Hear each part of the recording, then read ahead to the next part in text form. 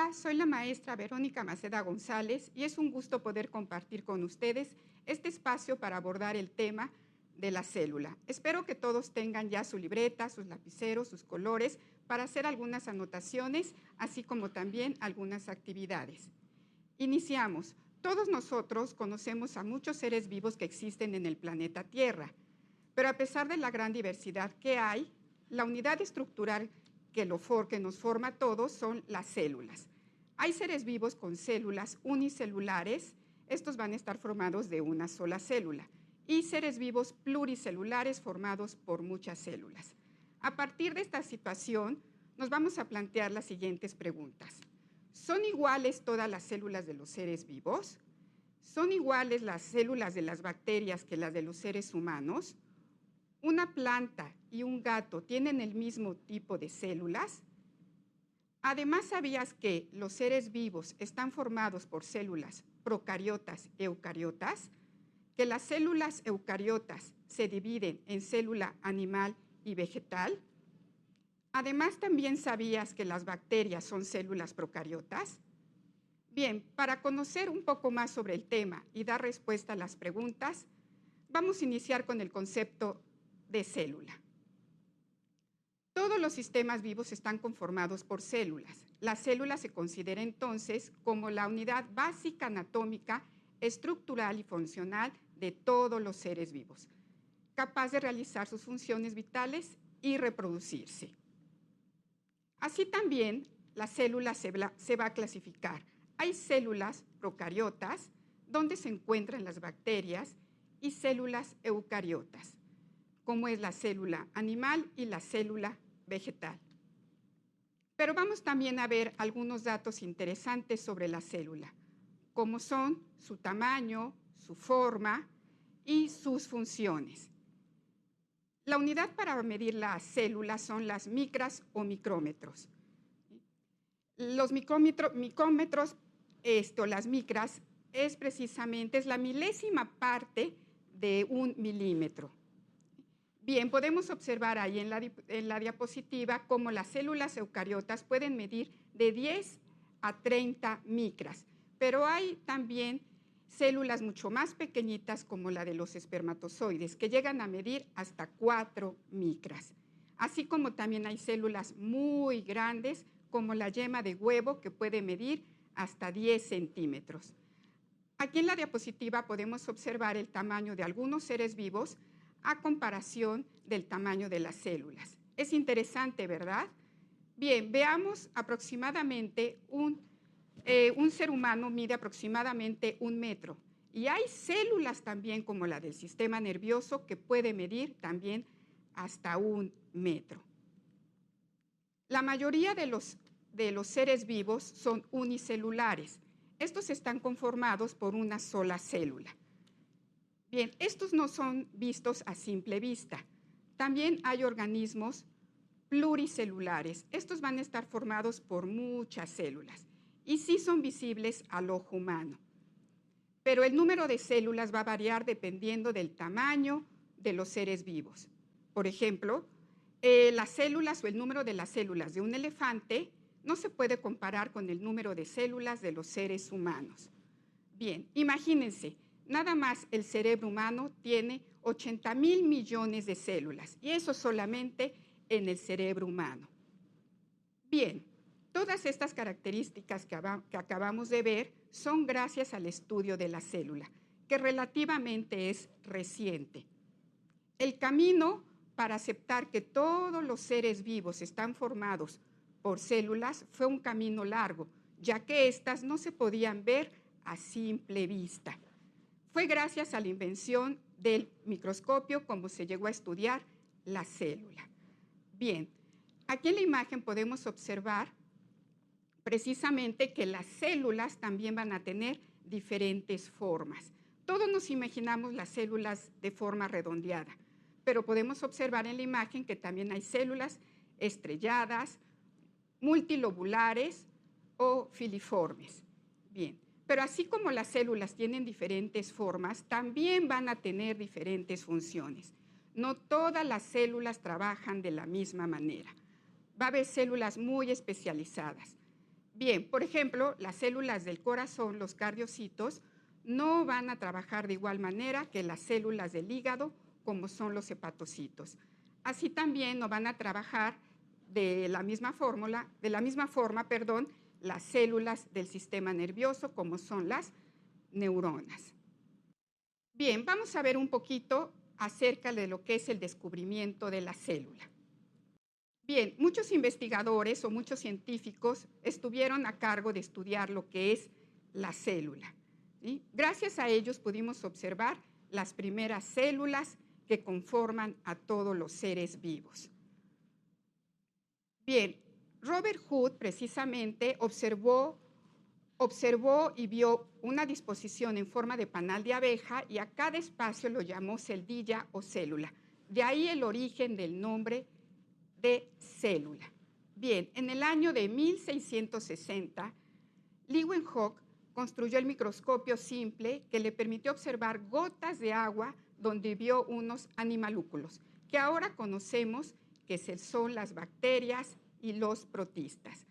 A él se le llamó padre de la microbiología. Pero a pasar del tiempo y con los avances de la ciencia y la tecnología, aparece lo que es la teoría celular, anunciada por los científicos Matthias Scheelen, Theodore Schwann, la cual nos dice: la unidad estructural y funcional de los seres vivos es la célula. Todos los seres vivos están constituidos por unidades básicas denominadas células. Las células se originan exclusivamente por división de otras células. Bien, a continuación vamos a ver lo que son las características, la morfología y la estructura de las células. Todas las células tienen dos características muy similares. La primera característica es que tienen una membrana externa o celular, también conocida como membrana plasmática, que separa el citoplasma de la célula con su ambiente externo. Otra característica, la número 2, es el material genético, información hereditaria que se encarga de las actividades de la célula. Permite reproducirse y transmitir sus características hereditarias. Vamos a iniciar viendo las características de lo que es la célula procariota. Bien, tenemos aquí, podemos observar en la diapositiva, que estas células no van a presentar núcleo. Tienen una región llamada nucleoide, en la cual se localiza el ADN en forma circular. Estas van a ser muy pequeñitas, miden entre 1 y 10 micras. Van a ser mucho más pequeñas que las células eucariotas. Se reproducen sexualmente por fisión binaria. Algunas son inmóviles y otras van a presentar movimiento. También su nutrición, unos van a ser autótrofas y otros heterótrofos. Tienen una membrana plasmática, un citoplasma, su material genético y ribosomas. Y acá nos damos cuenta que los únicos organismos con células procariotas son precisamente las células. Continuamos ahora viendo alguna imagen precisamente de la célula procariota. Ahí podemos darnos cuenta de los flagelos, que son los que le permiten dar movimiento a la célula, su membrana celular que va a proteger a la célula, va a tener su nucleoide, sus ribosomas y su citoplasma. Las células eucariontes. Estas se clasifican en animal y vegetal. Las células, tanto animal como vegetal, tienen casi los mismos organelos. Las principales partes de las células eucariontes son que van a tener una membrana, un núcleo y un citoplasma. Bien, a continuación vamos a trabajar precisamente con este material que les voy a mostrar para ir conociendo precisamente cada una de las partes que conforman las células. Vamos a iniciar con la célula animal. La célula animal va a tener su membrana plasmática. Esta plasmática va a estar formada por una bicapa lipídica formada por fosfolípidos y proteínas. La membrana plasmática va a delimitar y a proteger a la célula de su ambiente exterior. Algo muy importante de la membrana plasmática o membrana celular es que va a ser permeable. Esto quiere decir que va a dejar salir y entrar sustancias hacia la célula. Va a permitir la entrada de agua, de iones y sustancias necesarias para la célula, así como también va a permitir la salida de sustancias tóxicas. De hecho, la membrana plasmática es donde la célula se va a nutrir y va a beber agua. Bien, dentro de la célula también vamos a encontrar lo que es el núcleo. Aquí lo podemos observar. El núcleo también lo podemos observar acá para ver cada una de sus partes. El núcleo va a estar formado por lo que es la membrana celular, que lo va a rodear, por lo que es el nucleolo, que se encuentra en la parte central, y con lo que es el retículo cromático, también llamado cromatina.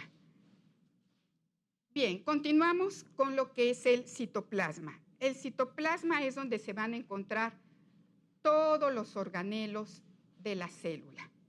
Los vamos a ir viendo en este momento y los vamos a ir clasificando de acuerdo a la función que tienen. Vamos a iniciar con los de elaboración y transporte de biomoléculas. Sí, aquí los tenemos, la elaboración y transporte de biomoléculas. Ellos van a ser lo que son los ribosomas, que aquí los tenemos, también los podemos ver en esta imagen. Aquí tenemos lo que son los ribosomas y son los encargados de sintetizar las proteínas de la célula. También tenemos lo que es el retículo endoplasmático. El retículo endoplasmático es el que va a formar el mayor sistema membranoso de la célula. Este se va a dividir en dos. El retículo endoplasmático rugoso, que precisamente recibe ese nombre porque va a contener a los ribosomas y también va a sintetizar proteínas. Y tenemos el retículo endoplasmático liso. Él va a sintetizar lo que son los lípidos de la célula. Dentro de ese grupo de elaboración y transporte de biomoléculas tenemos también al aparato de Golgi.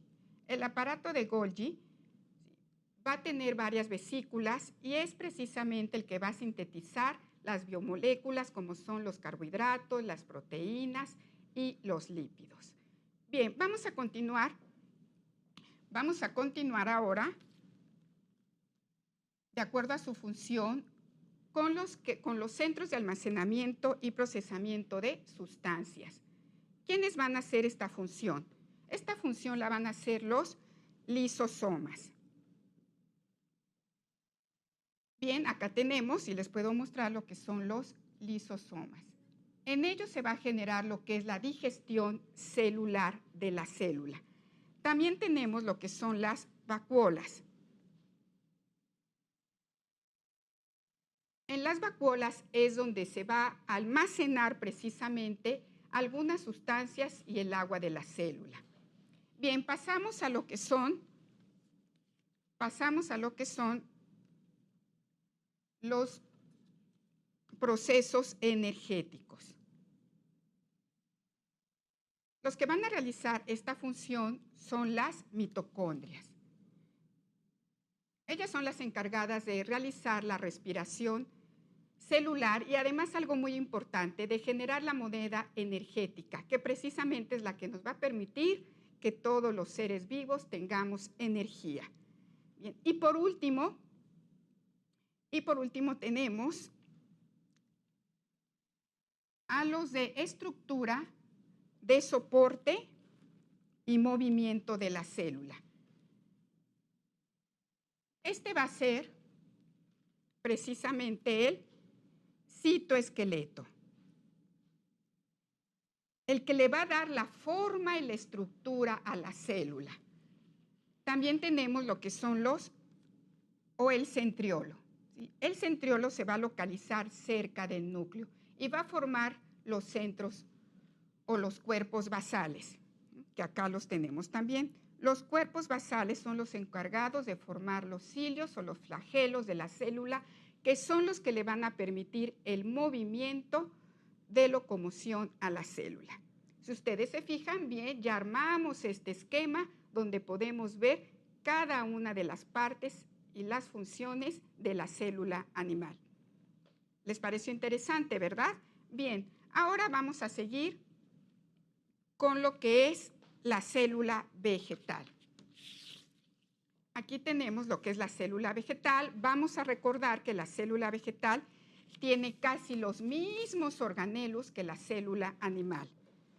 Vamos a observar en nuestra imagen que precisamente tiene los mismos organelos como es el citoplasma, como es el citoplasma, como es el citoplasma, como es el aparato de Golgi, como son las mitocondrias, el núcleo y el retículo endoplasmático. Vamos a recordar que estas mismas las tiene la célula animal y tienen las mismas funciones. Bien, pero vamos a ver precisamente cuáles serían sus diferencias. Tenemos el gránulo de almidón, ¿sí?, que pertenece únicamente a la célula vegetal y tiene que ver con la fotosíntesis. Tenemos precisamente la vacuola, aunque también la tiene la célula animal, pero la vacuola de las células vegetales son mucho más grandes.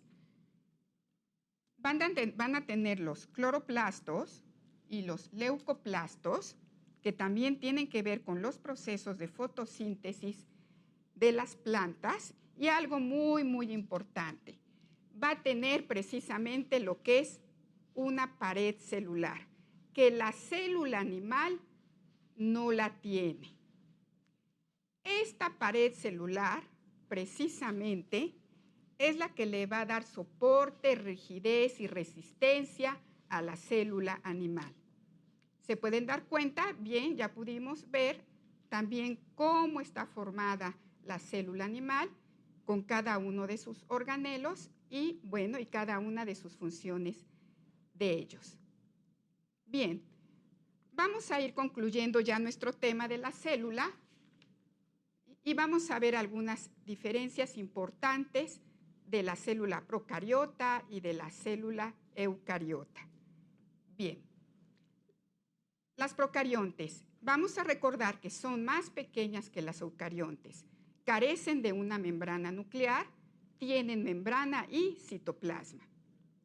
Las eucariotes animales son más grandes que las procariontes, tienen membrana, citoplasma y núcleo. No tienen pared vegetal, lo recordamos, ¿verdad? Y no tienen forma poliédrica. Las eucariontes vegetales son más grandes que las procariontes, tienen membrana, citoplasma y núcleo, tienen una pared celular y su forma es poliédrica. Bien, con esto vamos terminando nuestro tema, nuestro gran tema de lo que es la célula, y podemos ir dando respuestas a nuestras preguntas iniciales. Las células de los seres vivos todas son diferentes, tienen diferente tamaño, forma y función. Además que hay células eucariontes y procariotas.